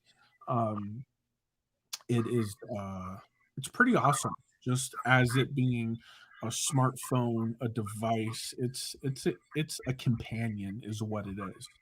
And every day that I look at it by my nightstand in the basket of phones, I look at it and say, I really wish there was a place for you in my life right now because I loved using it so much. But as I am now, I'm using iPhone everything, and then I'm testing this and for reviewing and everything. So I can't have four smartphones. Three's pretty ridiculous. Um, but one of them is a work phone that I only use for work. So, but yeah, the Z Fold 2 is my favorite. So what is or is the most important feature, or are the most important features for you when deciding which phone to get? I don't decide which phone to get. I get whatever's next. Okay. Um, Okay, so let so me rephrase. If if somebody says to you, okay, uh-huh. they look at you and they go, you need to decide which phone. Uh-huh. One phone, it's not getting sent to you. You're not buying it just because it's the next device, but like Mhm. you're looking at things and you're looking at the things that would be important to you. Uh-huh. What would be because I know, like, to me, um, I know what's important to me. Like, battery life is more important to me than how fast it can charge, because if the thing doesn't last half a day but can charge really fast, I don't care. I'd rather Mhm. have a balance. Same thing with cameras. I don't care if it can shoot 5 miles away if it's noisy or video's not very stable or things like that. And it's like, so I guess looking at it more from an aspect of, like, you're not just buying it because it's the next greatest thing or to review for the channel, but like what's important to you in a good device for you. User experience. Me being the user, right? I don't have a preference iOS over Android. Actually, I do. I would prefer to use Android over iOS any day. That would be my preference. However, um, for convenience right now, my life, I'm on iPhone everything all the time. Um, so it's like if I can use whatever device I'm using and enjoy the experience, I'm happy because that's what it's about for me. It's me using and enjoying the experience of what it is that I'm doing. So I think that's probably the absolute top best thing for me is how do I feel when using that device. And I know that sounds weird, but I'm emotional. I That's how have I am too. Like, how do I feel picking it up, using it? I feel excited using this. I like the camera, I like the user interface. I don't like that it's not connected to my MacBook I like think the iPhone is, but like the user experience on this, I don't have a complaint. It feels amazing to me. I I think always, that's why I go back and forth between the two, because it's like, oh, Android has something new or Samsung's added some new feature. That's cool. I want to test it out. yeah, Up up now the new iPhone has something or iOS has something. Yeah, I could download it on my old iPhone, but it might not work as well, or there might be something that's hardware based feature, something that's only for the and and then that gets a little boring and I go, I want to tinker with my Android phone and figure out and do some, but I mean, customization is cool, but for me, like I usually customize it and then it's like, that's what it's at. And I probably customize every Android phone I've ever had basically to the same thing. It's always, ever since AMOLED, it's always a black background because that's the best for your screen because it's the least amount of, and I'm always in dark mode except for sometimes during the day. It's really bad to you get that mirrored fingerprint glared effect when you're out in the sun. So same thing. It's like what's providing that connection or intriguing my brain at the time and not boring me? What's fascinating? What's something new I can do with it? What's some new feature? Some new and every company's really good at doing the whole we're going to bring certain features to our hardware from last year, but we're also hmm going to hold out on you a little bit. hmm We're going to not give you everything because some of it's going to be hardware based. Um, so yeah, you might get updates for 3 or 4 years, but are you really going to have the features? Nope, because we're going to make a hardware based, even though the hardware's completely capable of doing it. We're gonna It's the forced as they call it, forced um obsolescence. Oh, okay. Next question. Most overrated tech. I stole this question too. most over. I'll admit that, but most overrated tech. I got an easy one. MacBook Pro M1 chip, Mac Mini M1. People are going Google Gaga over this damn processor. It is, it's not compatible with everything. It's fast, but like, and it's got incredible battery. So I give it that, but it's not compatible with everything. And if you're in business and you have certain apps and applications, and you now have to be like, can I use this on the M1 chip? Because I guess they got rid of kernels or something. I don't know. I'm probably quoting this wrong. I was talking with my IT company and he was explaining it to me. So it's like it's just set up differently. And I get like the biggest two benefits, speed and battery life. Phenomenal. But I think that is overrated. If you want speed, then you buy a computer with good specs. If you want battery, like it's going to die eventually. But I do think that the M1 chip is really hyped up and overrated at the moment, mainly because I've experienced it and I've bought three of them. and they're not perfect, and they're not a magic wand, and it doesn't fix everything. And if you have a MacBook Pro or another computer and it works good for you, if you're in the audience or you're watching the replay, do not be lured away by the fancy, shiny M1 chip. Give it a chance to percolate, give it a chance to mature, give your app and program developers a chance to catch up to the technology.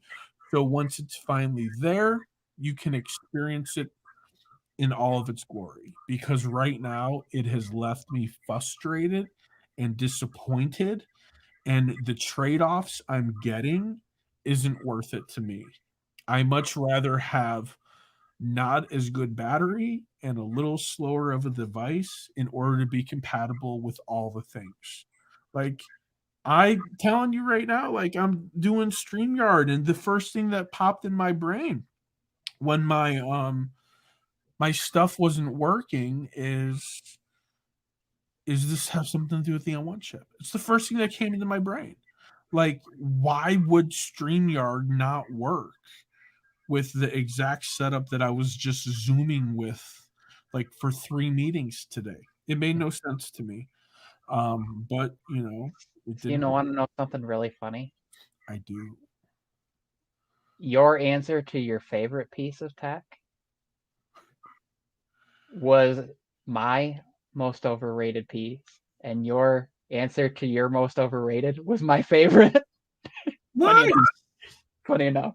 Um, Nothing wrong with that. I like for it. me, the reason the M1 was my favorite was because price point. So if you looked at like previous years, a lot of times that base model MacBook Air like was really overpriced for what you're paying. You're getting an i3 and you're getting like you're getting not good not much storage, not much RAM, and like a really bad processor for what you're paying. Yeah. And the PC side, you could get a substantially better machine Yeah. for that price point. Now I feel like they're at least giving you the performance, the battery life, and things that are actually for that base model. Same thing with even like the base model Pro, the two port Pro was kind of eh. And I feel like they're at least trying to give you something that's worth. But I do agree if you have like certain plugins, certain software, wait for it. But for me, like I've been able to use it to edit. I've used it for StreamYard. I've used it for everything. And for me, it was like I was looking at the time and I was thinking, yeah, I have these other computers, but I wanted something that's quiet, that's portable, that gives me good battery life, that I can edit my videos on as quick as like my desktop might do, and something that fit that need. And then I was looking at an iPad and I go, but wait a minute, if I get a 12.9-inch iPad Pro, just the price of the iPad's going to be the price of the computer. And then if I throw on a keyboard and an Apple, Yeah. get worth it. What's the And keyboard? $300, right? It's like 290 or 349. Oh my god. I was looking at spending $500 more than just Yeah. and that was the Keyboard, one pen, gig iPad. So throw everything. another $100 in there to get the 256 storage. So that was and then for the with the fold, my issue with I just had the original fold, Oh, but I didn't. but So I still, don't my I issue don't know was anything about that. my issue at the time was, and maybe it's improved. Hopefully they'll improve. Was it just didn't feel like it was a good phone or a good tablet experience, and that's kind of like what it was pitched as. It was pitched as like, oh, it could be a phone that's closed, and then you can open it up and you get this wide real estate. But I felt like the software held it back for me. That was just my.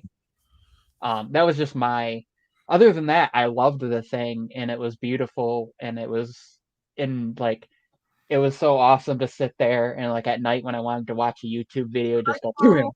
Have to say and hi to click it. Carl. And it was great, but like that was my like for me. Well, that and a product I don't have, the headphones that Apple announced, I felt like were very overrated due to some of the issues that people have had. So I have them, and I never got to do a video on them because it was in during COVID and I wasn't feeling like making videos, and it did deliver. And they sound good. They're very useful. Um, as heavy as they are in my hand, they don't feel heavy on my head. And it is the weirdest thing. I don't even know what the deal is. It's like witchcraft, right? I, Like, I'm not even kidding. They're so heavy in my hand, I put them on my head and I don't feel like they're there. So, um, they sound good, but they're not done, right? I, They're not a yeah. completed product. They do some weird things. I think they're trying to be too smart and too intuitive to the point of I don't want you to do that. Um, Oh and yeah, I turned off the yeah, smart transfer feature with my yeah, AirPods oh my god, oh, with my AirPods Pro. I was like, no, I don't want you to. Like, I'm sitting here and I'm watching a YouTube video and I pick up my phone, right? There's nothing playing on it, but I pick up my phone just to check notifications. My YouTube video stopped playing in my phone, like switch, and it was a live stream. I was watching live. I don't want you to pause and switch over to my yeah, phone just to pick it up. There's nothing playing. If there's something playing on my phone or my phone goes off, okay. But if I'm sitting there and I pick up my phone to send a message and there's nothing playing on it, don't pause what I'm watching and switch over. Don't disconnect from like a live yeah, stream and switch over. Don't do the things that yeah, I didn't think you were supposed to do. yeah, nope, turn it off. Yeah, I So I didn't turned it even off. do that. I didn't even try. I just was annoyed, and I was like, "Ugh." But I mean, I used them again the other day. I'm like, wow, these are amazing. These are great. You know, My over. concern for me were the number of people that had to restart or reset them to get battery life to improve, and the people with the getting the sweat in their. I was like, yeah, but that's kind of on you. That's you have a sweaty head. Like they can't really other. And then I'm seeing all the other headphones that are having that problem too. But for the price, Yeah, that's like the by having them not have an IP60 whatever's rating, what it's saying is it is dictating and restricting the environment in which you want to use your expensive technology. I yeah. put that in the same realm. You want to talk about useless technology. Louis Vuitton earbuds, $1,000, Oh my gosh, yeah. tuned by Master Dynamics. Excuse I me. got them. I unboxed them. They look bougie and stuck up, but they are useless because they're so expensive. I'm terrified to take them out of the house and use them. I don't want to wear them and fall asleep because I'm afraid if I lose an earbud, I'm going to lose $500. So it's like useless. Don't need it. It's the price tag is dictating what I'm going to do with it because I'm scared to use it. Same thing with the AirPod Maxes. I'm scared to use them. I don't want to take them on the bike. I if I ran, I don't want to run with them, so like all that stuff, like Yeah. So it's restrictive. we have to be reminded that these are similar to like the original AirPods when they came out. Those didn't have, those weren't the best. They didn't have that. They're kind of expensive. And then the AirPods 2s came out, and those had wireless charging. They improved some things, and then the Pros came out, and that really improved. They added ANC. The transparency mode is incredible. Like that's the number one reason I wear them, not because they have the best sound, The pros were a game changer but for like I love it for usually like there's been times where I've been here live streaming and like I've had my wife has gone to visit her family and I'll use my AirPods Pro because I can turn on transparency mode so I can still hear my son like in the baby monitor if I need to hear him. Like and it doesn't sound unnatural. I have the Samsung Galaxy Buds Plus and I love the battery life. I love the sound quality. uh-huh. Don't like the artificial like microphone enhancement for their transparency mode where it's like you can tell that it's a microphone picking it up and projecting it into your ear. I just Mhm. and that's for me that's the difference and it's convenience and it's the idea like when you pair them to one Apple device, they just show up as available in every other, like in the menu of every other thing. So, once you pair your AirPods Max to your phone, if you have an Apple TV, they show up in there. They show up on your Mac. They show up like that is awesome to me that it's just that unified. And I guess the Galaxy Buds Pro, Samsung's improved that with too, the auto switching and like the not having to go into the menu and tap to switch. Because that's what I hated, like using it like the yes, I could use it with my phone and I could use it with my tab, but you still had to go up and like click to switch between Yeah, devices in auto. You still had to select, which wasn't any faster than like going into the Bluetooth menu and selecting it to me. Like I didn't feel like that improved anything. yeah. So that was the So my big gripe with the Samsung Galaxy Buds Pro, gotta think about these. Everything's got a name. they had the Buds, then the Buds Plus, then the Buds Live, and then the Buds Pro, which are kind of My which aren't problem which with are like a step up to the Buds Plus, but then the Buds Live, it's like they left them in their own group of things. the lives came with their own iOS app. Hmm. That is what makes them superior. And I made a video today, and I did not get a chance to bring this point up, and I'm really sad about it.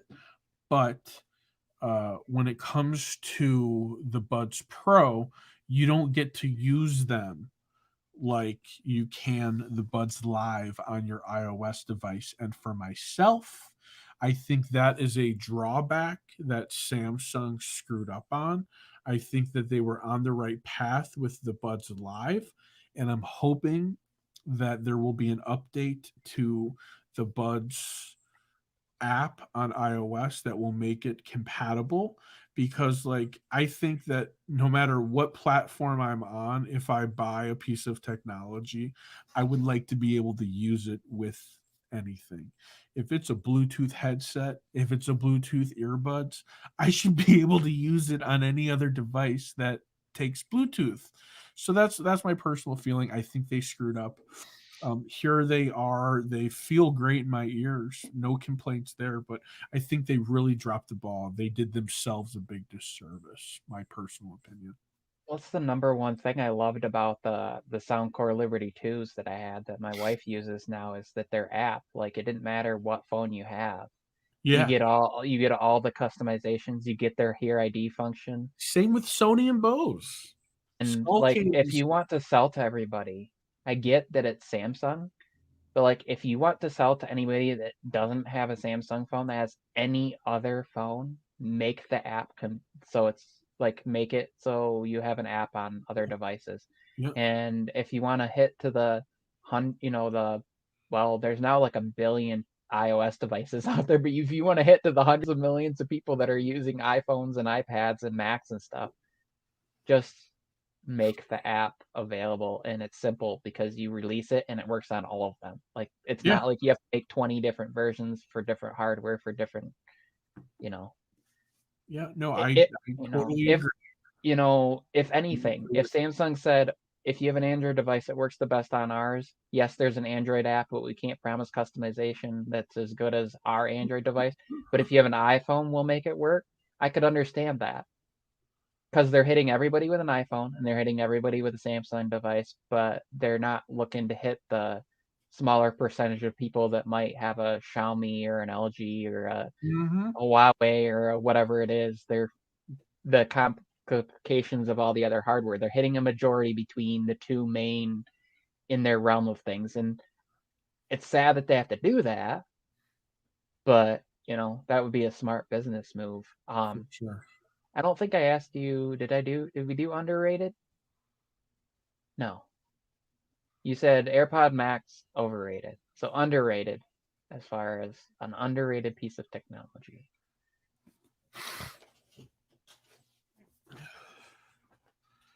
Underrated piece of technology. What is something that I use a lot, or maybe don't use a lot, but I think it's underrated? Huh.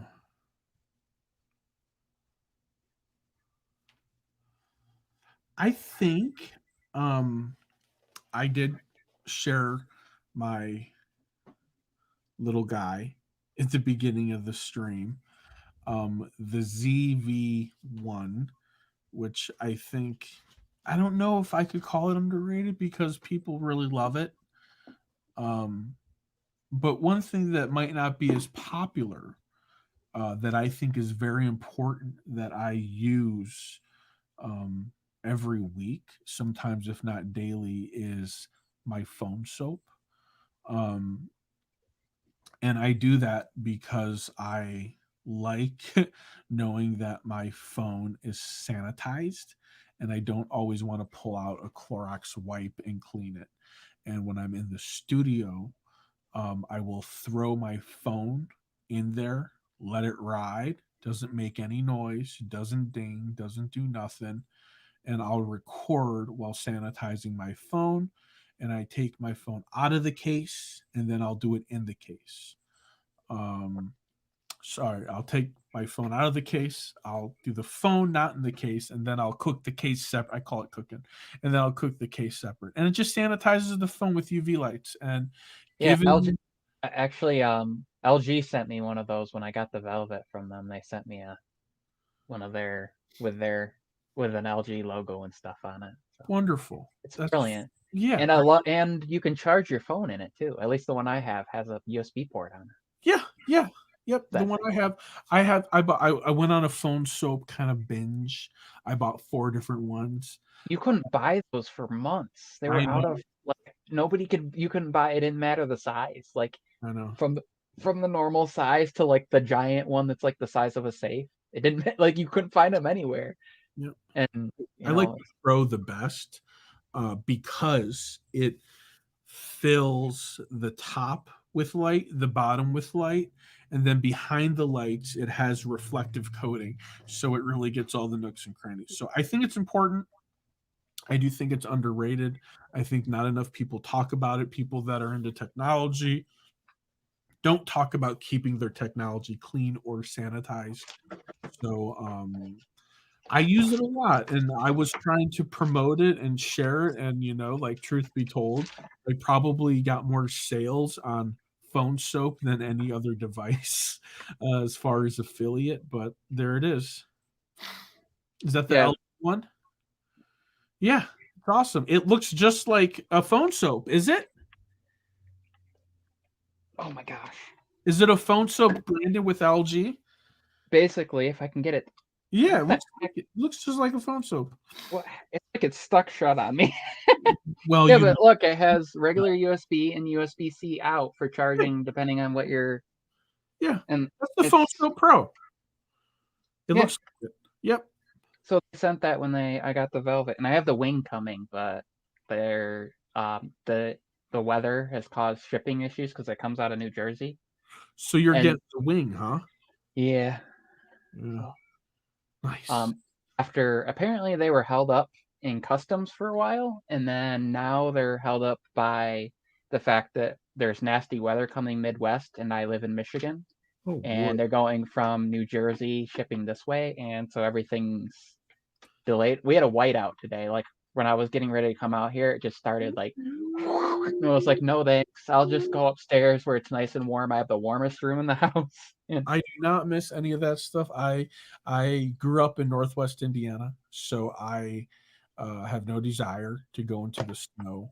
oh, I finally got it open. I don't know what was happening. It was like stuck shut. But yeah, it's they have Yeah. the two lights at the bottom and then it Yeah. has the spot where you can run your headphones or your charger Yeah. out of it. And That's the Phone So Pro. That's so cool they gave it to you. That's phenomenal. yeah, they sent the whole like lovely gift package, and so I How do I it's get all a gift package from LG? I'll uh I'll DM you I afterwards. don't know. No one's ever sent me anything. I shouldn't say that because I get cases are sent to me, and thank you, namaste. And I try to make videos on all the cases I get. Yeah, Um, LG is pretty good at supporting creators no matter their size though. You just kind of have to know who to no talk one to. supports me. I'm, I'm like Eeyore. Nobody loves me.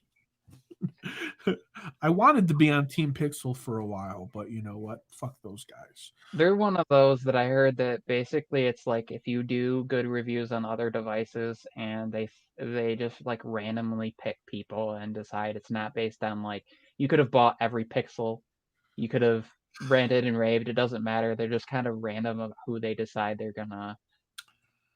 But then what I don't get is like there are people that literally got them sent to them and didn't do a review, didn't talk about them, didn't do anything, and they still get them sent to them every year. And it's Yeah, like, how that's not very good for promotion if you're sending it to somebody that literally isn't going to talk about it. honestly, I personally think that they just have a really, really bad marketing department, and whoever they have running Team Pixel, they are calling the shots, I and mean, it's there's better no than some companies. I there's mean, no it's matrix. brilliant. They send it out to like artists and all sorts of people, I don't think there's any but requirement. It's yeah. like, if the guy thinks you're cool, you're gonna get a phone. That's about it. So, and I know who he is, and anyone who ever talks about Team Pixel, I always blast his information. I'm like, go bother him. He won't give me a phone, but maybe he'll give you one. But don't tell him that I gave you his info because you probably won't get one then. But, but So yeah, I have a couple more questions for you. okay, all right. So Get close to dinner time, so yes. Just said two more questions for you, and then we'll be wrapping it up. So, folding phones, are they the future? they are the present. They are not the future. They are here now. Cool. That's always things people folding phones are the future. I'm like, they're already here. Like, what are you? But yes, agree. So, where do you see technology going then? More automation. I see intuitiveness. I see decisions being made for us, prediction, behavior tracking, and helping people. I hope, I want, I wish that technology goes in a direction of helping people live better, healthier, safer lifestyles. And with the Apple Watch, I feel that's one of the devices that really is a step ahead of the game with especially with the recent integration with the Apple activity on the Apple TV and the Apple Watch. Um, because when I got sick with COVID, even before when the pandemic hit, I didn't have any motivation to go to the gym, to work out, to be around people, and I hate wearing masks. So it's kind of like it sucks. I do it, but I hate wearing them. Um, so like that is going in the right direction, and I hope other companies continue down that path, or even if they don't continue, Apple stays the course, and maybe Samsung will catch up one day. I think Samsung Health needs a major overhaul. It's very chunky. um, Whereas the Apple Watch and the activities is really light. So that's what my hope is that technology will be smarter for us, without giving up our rights as human beings. That's a hard thing because it's like the Yeah, balance of yeah, privacy versus having access to everything it needs to provide yeah. those I don't know if advanced. you saw my Siri video, but I'm very proud of that. I'm very happy with how that turned out. But it's a good video, and it's a little snippet into what I just talked about right there about technology helping you be more productive, live a better, healthier lifestyle. But at what point are you giving up your rights to privacy? Um, so I mean, that whole question can just keep going. That statement is just a whole nother episode in itself. So yeah,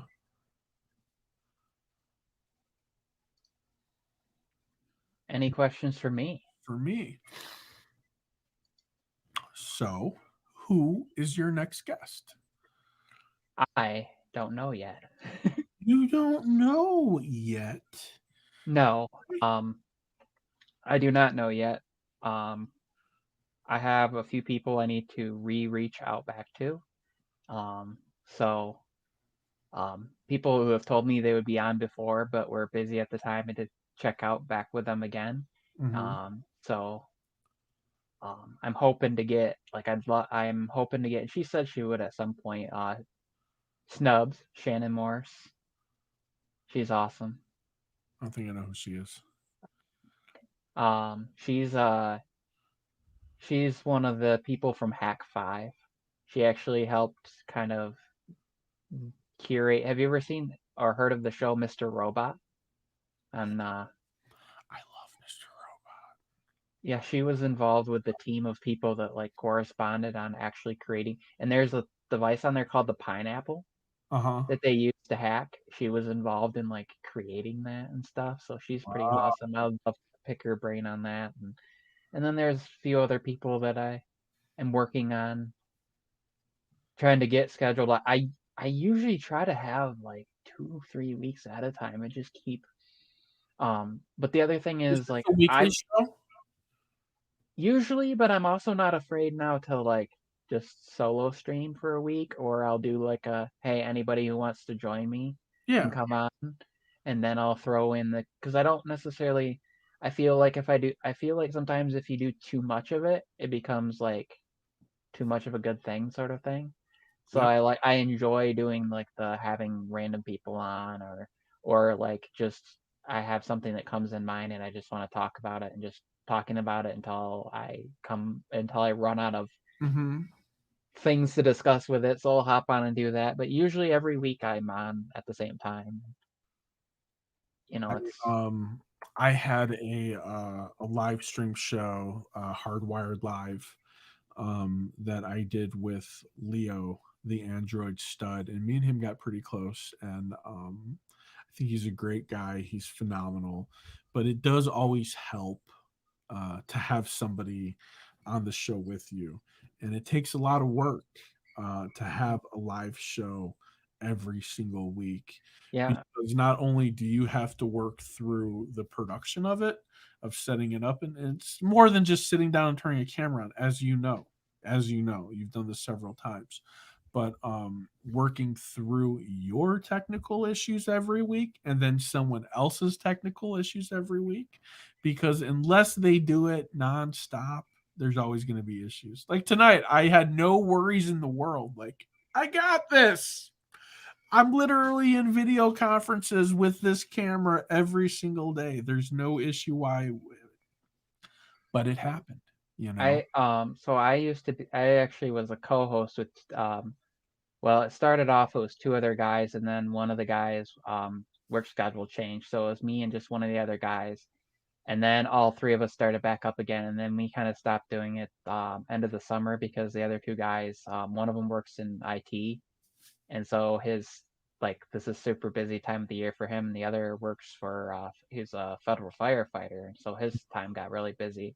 So we stopped doing that. But actually Tuesday we did a special tech circus is what it's called, and we did a special episode. So we used to do that once a week. So we would do that once a week. I was live streaming once a week, and then I would usually join somebody else at least once a week. So I was live 3 times a week, and I was like it was me running this aspect of it at least two of the times. And it gets really, and then trying to do content at the same time was like, so that's kind of why I've like, you know what, I'll do live when I can. If I can have somebody on, that's great. If I can't, I'll decide like, is there a topic I want to discuss? If not, I Yeah. just won't do it that week and I'll work on a video or something instead. So that's my goal for this year is like, if it works, it works. If it doesn't, I'll, do a video or I'll just come on and just talk about what's on my mind for a little bit or a little bit of tech news that's in there and at least be able to catch up with people. People can pop in the chat, ask questions, interact. I invite people on. I really ultimately want to do, and I'm still trying to figure out how to go about this. I would love to have a weekly co-host, but I'm trying to figure out like how do I reach out? What do I do? Do I like put something on Twitter like, hey, if you're interested in doing a live stream and are available every week, or basically every week at this time, post me your links and I'll check out your channel. Like, What do I do? Because there's a huge trust in that. And then the other aspect Yeah. is it's on my channel. So essentially, like, let's say I said, "Hey, Aaron, you want to host every week?" And you're like, "Sure." Well, essentially, I'm getting the benefit from it because it's on my channel. So that's a So huge, like, So this is what I can share my experience doing the live show with a co-host every single week for a year. There were times when I couldn't make it, but he still carried the show, and vice versa. We created a separate live channel that we could share the credentials for, and we would stream everything there. And we weren't going for our subscribers to support the show. We were just going to build a community and bring people together to talk about tech. And we did not concern ourselves with the views, because if you are live streaming content this long and people aren't watching, then you're training the algorithm that nobody wants to see this. So essentially, it could hurt your channel. And when we were doing it, there was a lot of discussion because a lot of people were live streaming about the creators I kind of grew up around, about whether or not live streaming long formed content on a short formed channel would actually hurt the channel. And the end result was um, John from Front Page Tech did a study on his channel and the effects of streaming had on his channel, and actually found that it wasn't good. So it might not even hurt to think about another channel for live streaming that you just for streaming, so you don't worry about confusing the algorithm about what you're yeah. feeding it. I actually did that, and that's what I was doing for. I started that for like the last couple of months of last year, but then I found it was really like to keep up with both, Oh and yeah, then to get people to like it's even work. subscribe to the other was Yeah, the trick. So I was like, yeah, it's work, man. and then I found out that a lot of people were finding that now the algorithm didn't really care as much as it used to. There you go. Things could have So changed. I was like, you know what, I'll just do it on my regular channel. People I'm know where to look literally for talking it, about like a year and a half, 2-year-old in front. and I'll just deal with it. And this way, like whatever benefits, like if I get benefits from people subscribing because they want to see the live, Yeah, that's a subscriber on here, not on like a separate channel. So I'm not yeah, having to like essentially try to get 2,000 subscribers to get it, to get that number. I'm only having to build it in one aspect, and then I can eventually. And really, what I'm also thinking about doing, because some other people have suggested, is do my live streams like this on my main channel, leave them up for like 24 hours after it's done, and then download it and then upload it on my Michael Pepper Tech live channel. So yeah, people go, okay, that's where his live replays are. Every video on there is live. yeah, So then I get the people that go, oh, I missed it, and it's a couple days later. Where do I need to subscribe? Where do I need to look? Or I'm never going to be able to watch on Thursdays. It's always I'm going to have to wait till the weekend. Where do I need to? Well, then they know, go to my live yeah. specific, and then I get both, Yeah. the flow to both. Um, so I don't So know. has your channel been monetized yet? No, nope. So the if I remember correctly, the two main factors are watch time and Hmm. subscribers. Yep, a thousand subscribers, and then you have to have a consistent. You have to keep over 4,000 hours of watch time in the last 365 days, and you have to maintain that. So, like, if I hit that tomorrow, but then the next day the hours drop, I would lose it. So you have to like maintain that for the last.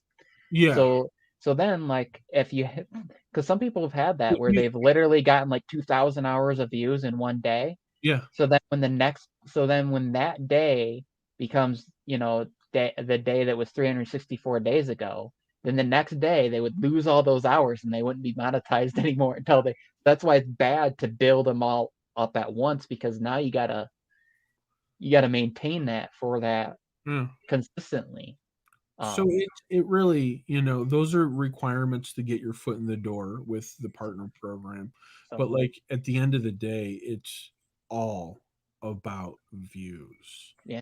So, You so don't for me, like, get paid on subscribers. We get paid by the views and the watch time and the funneling yeah. traffic. Because it's like the goal is to YouTube partner programs so I can make $20 a month in ad revenue. But So it's for like, me, like, I'm happy where I am right now because I essentially, I mean, I uploaded my first video about 2 years ago, come like a little over a week from now, like it was mid-February. But uh-huh. then like I didn't upload anything for like 4 months, so I consider my actual official start like um actually it's my nephew's birthday, but May 17th I consider my official because I did like 2 videos and then I was off, and so I wasn't really taking it serious when I did those 2 videos, right? So like to be at, I mean, I'm at 415 subscribers. I have like 116,000 views in the last year, and I'm at like 2,500 hours of watch time or whatever. Like to be at that point in that amount of time, I'm happy with it because I know there's people that like it takes them 5 years to get like over 200 subscribers and to get like the views and the hours and stuff that I've gotten. So, I mean, I'm happy. I don't look at those anymore. I stopped looking at them and everything grew. Like literally, I stopped looking at those. And that's when I was like, huh, interesting. And that's when the numbers went up. I've been stuck at between 12,400 and 12,500. I'm not even exaggerating, for 6 months.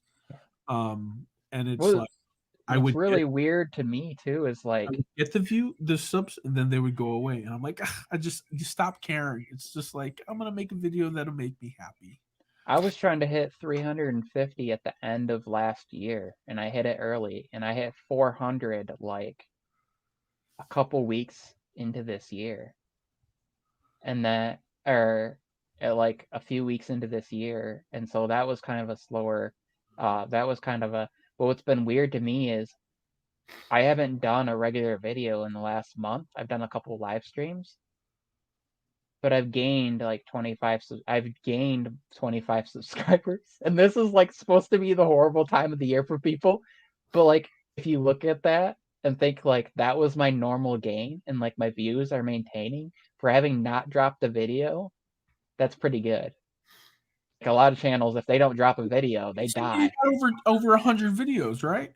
Yeah, So I mean, you've got some content for people to watch. yeah. So I feel like that's what's happening, and I'm Yeah. gonna get back to it, and I'm getting in. You have those new people that are coming in, and I dropped stuff at the end of the year that was like M1 MacBook related. Like I did a microphone test, I did a Yeah. webcam test, I did some things like that, and I dropped some things in there, and um, but that's what this weekend, tomorrow, Saturday and Sunday, I need to pump out the content, even if I sit down and record a bunch of videos and edit a bunch. Oh. And I want to get ahead. That's my goal is to like get ahead so I can drop like 2 or 3 videos a week, but Mhm. always have like 2 or 3 in advance. So like sit down if I'm gonna record and like let's say I'm gonna take 2 days to record, I record like 3 videos one day, three the next, and then I edit them on the third day, and then I drop one video, and then I wait a day, and then I drop another, and then I wait a day, and then I drop another, and I'm ahead then with those three.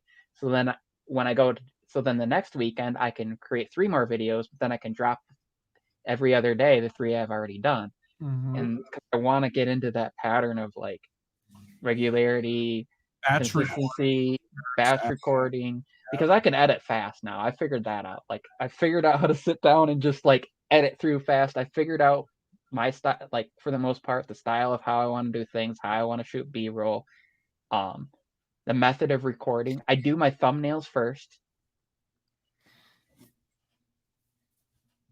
and then I work backwards. I'm like, I do my thumbnails, and then I look at it and I go, okay, what do I want the That is answer to the? What do I want You're doing it right, man. what do I want people to see? Like, what question am I going to answer? And Yeah. then I work at like, how do I get to that answer? Work backwards. And it's so much faster because like, there's people talking about shooting like a 10-minute video and taking like 16 hours to like do their thumbnail, shoot, edit, and that. And it's like, yeah, your quality is great, but do you really think people are going to care like if you took and you did what I did, where like you shoot your thumbnail, you see something where you're like, oh, this angle looks great. For example, my MacBook was sitting there and it was open slightly, and I was like, ooh, the colors look really cool. There's not much light in the room. I'm gonna snap a picture of it, and I turned that into my thumbnail. So I went into Snapseed and I made a thumbnail real quick and I titled it, and that put into my head, okay, what video am I gonna do? And then I did the video for it. So literally, I did like a short, just test video. I did the thumbnail. So I did the thumbnail, shot a test video, edited that quick video together, had it uploaded in like 15 minutes, all of it. And then people are spending like hours doing a short video, and I get it because there's the like all the B-roll and all the intricacies in the story. But I feel like that's too much work for what they're getting out of it, because I'm seeing people that are doing this that like they're not super big channels with like 10 million subscribers. Like, you're putting more work into it than what you're going to get out of it, and you're getting one video when you could shoot like 10 videos in that time, or shrink things down. Like, that's my mindset, and what I've been telling people is, if you're going to sit down and you're going to, like, Aaron, you're going to do an S21 Ultra video, right? And you're going to sit down.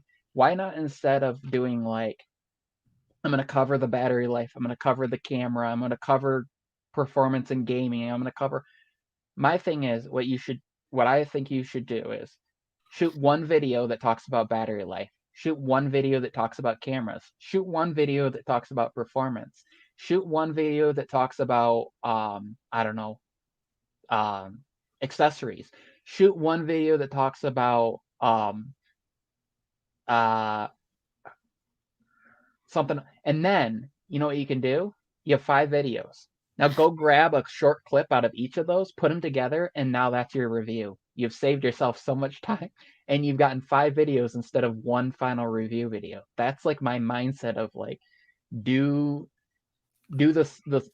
Plus, you'll have people that are wanting to know just about battery life, just about cameras, just about gaming, and they don't have to watch through a whole video to get to each spot, or you don't have to go. I mean, you can go in and do the chapters, but it saves you so much time. And now you've gotten views from all separate videos.